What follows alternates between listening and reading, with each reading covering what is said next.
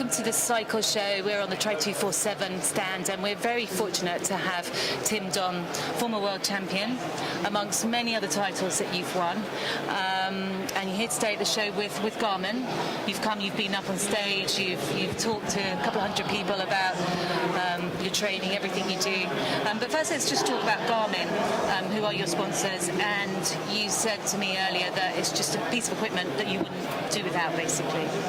Yeah, without doubt. When I first started, I didn't have one, so I didn't really think I needed it. But the more I understood the product and the more they developed it, made it more user-friendly, and they listened to the athletes and the people who use the product. The 705 to ride with is just so awesome.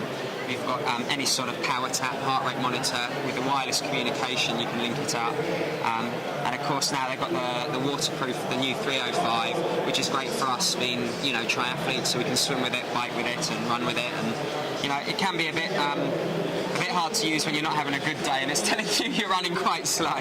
But it's a very honest piece of machinery, yeah, isn't it? There's no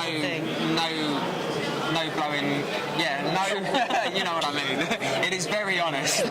Basically, it's not going to kid you, is it? Hell yeah. It's not going to tell you you're running 6-minute miling when you're running 8-minute miling. Absolutely, yeah. Which is quite harsh at times. But for you, it's where in your training do you think it's most useful to you? Definitely on my long runs. I often used to do 2-hour runs, and I'd go out probably thinking, I feel pretty good, and finish in the last 20 minutes, in a bag. And every so often I look down and I go, hold on, I know I can't run this fast for 2 hours. So it was helping me back off. And also, we race all over the world, and this year especially, there's loads of new routes. And sometimes you want to do a loop and you want to do a half an hour run, and it can turn into a 45, 50-minute run. And 2 days before a race, that could mess your race up. So something like this, especially on my biking, having the map interface so I can see where I'm going. And here I know exactly how far I've run, so I can do a U-turn as opposed to go, I've only done a mile as opposed to a mile and a half. So it really is a pretty smart piece of kit. It is. It's lovely. I've tried it and I really rate it as well. You triathletes, I'm going to take myself out of this one. I've been retired a long time now. You're definitely a special breed. But what quality do you think is most important or most stands out in triathletes? What do you need most? What quality do you need to have to make it to the top? Oh, without a doubt, a passion for the sport. You've got to love the sport, because it's not easy. Hopefully we make it look easy sometimes. Al has this year. You've got to really enjoy what you're doing. I believe that in anything you do, and I know I love triathlon. The day I wake up and genuinely think I'm not going to improve. I'm not going to stay at the top of the game where I think I am at the moment. So without a doubt, it's the passion, it's the enjoyment, it's the camaraderie we have. All these guys, Bevan, Gimmel, Gomez, Al, Freddie Balobra. We may all come from different countries, but we're always we're always the same guys all over the world. So it's like my office just relocated to Washington, to London, to Madrid. So you've got to just enjoy life and get on with the guys you're working with, racing with, and trying to be. Yeah, definitely. You mentioned Al there earlier. I mean, he has had the most incredible year, but he's such a likeable guy. He just doesn't change. He's still a Al, isn't he? And yet he's sort of kicking everyone's butts, really. I mean, everyone's talked about potential.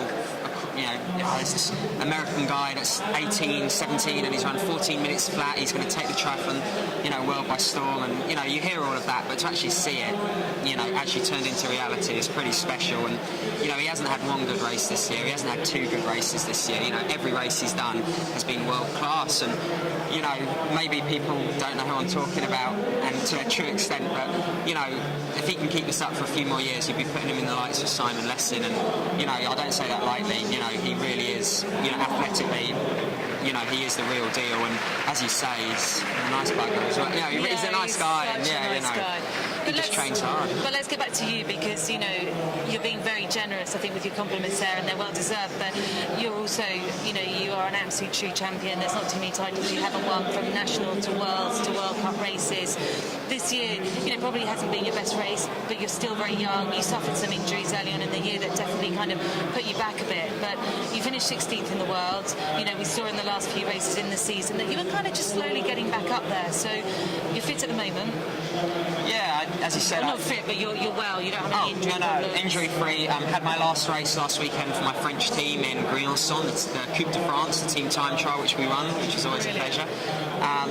Yeah, no, looking forward to a winter. Frustrated this year, learnt a lot, but yeah, no, if anything, it's shown that, you know, it's made me want to, you know, I can't be complacent. And unfortunately, I tore my calf just before the season started, and I was always playing catch up with my running, so I was always about 30 to 40 seconds off the pace because I'd missed a key block of training.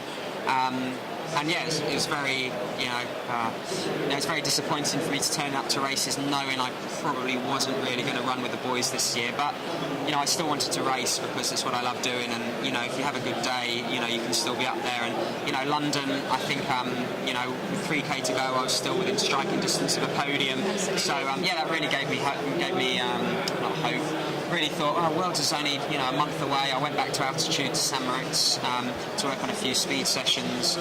Yeah, and I went to Australia, really positive. But again, you know, the boys lifted their game up again, and I was just, you know, 30, 40 seconds off where I needed to be, unfortunately. But we've kind of got a couple of years till 2012. You've been there before. You know what it takes. You have decided to make a couple of little changes to your training routine. You decided to move away from Loughborough and search for a different place to train.